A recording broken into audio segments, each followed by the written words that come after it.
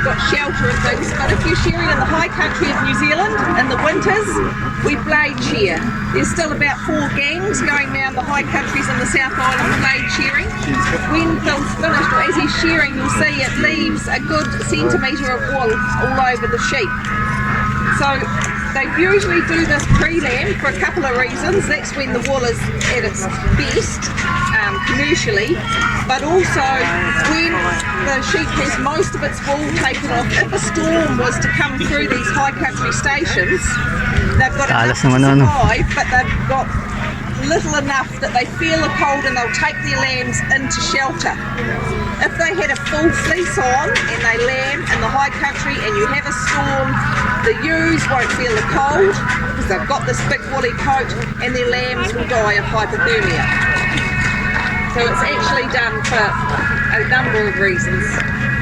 Also, the blade shearing doesn't take the lanolin off the skin of the sheep, so the sheep recovers a lot quicker and has a lot more condition left on its skin.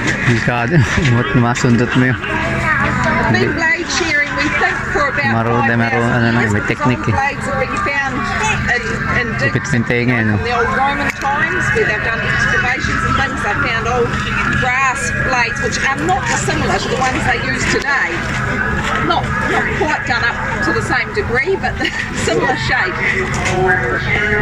Phil, however, has only been shearing for 40 years, not 5,000.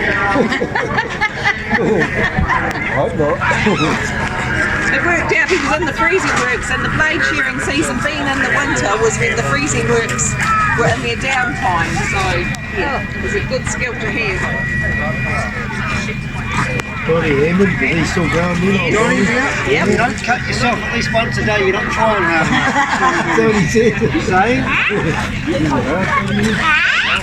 So up until 1888, all of the sheep in the world would have been blade shorn, because before that there was no machine shearing. And in 1888, an Aboriginal guy in Australia invented machine shearing.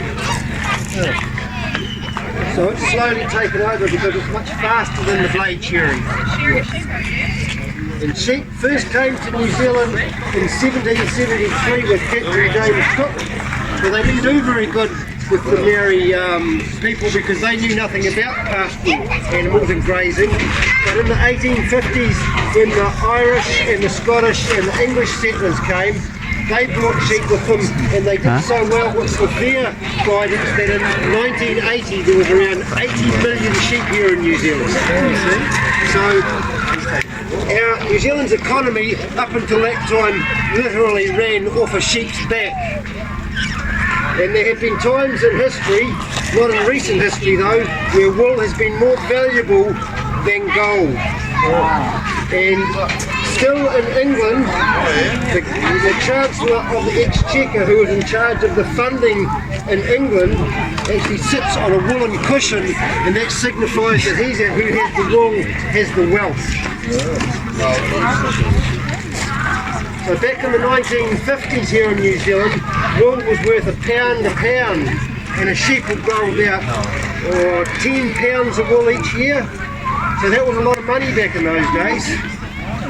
But nowadays, with the introduction of technical irrigation systems and intensive dairy farming, there's only about 25 million sheep left in New Zealand. They still all have to be shorn though.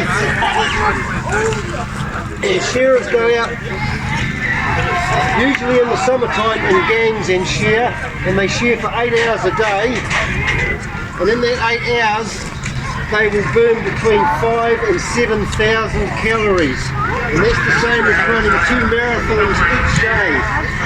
And they don't just do it for one day now and again, they do it for days and days on end. Yun lang yung balahibo niya, dami. Isang ano pa lang yun. Sheep around so you can see what I'm doing, so I'm going to move it out of position.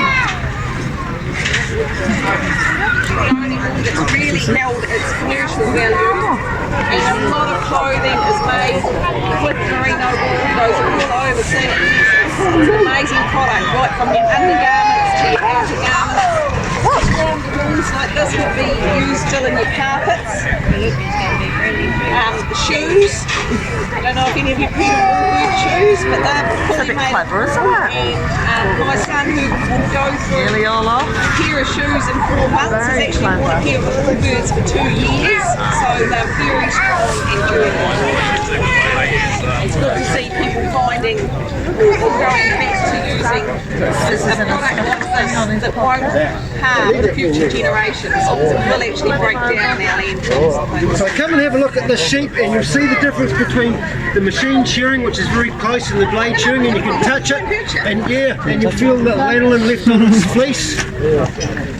So when we wash the wool, they actually extract that lanolin from the wash and sell it to cosmetic companies, and you ladies smear it on your hands and on your faces and in your hair to make yourselves more beautiful. And it's the conditioner that the sheep has in its wool.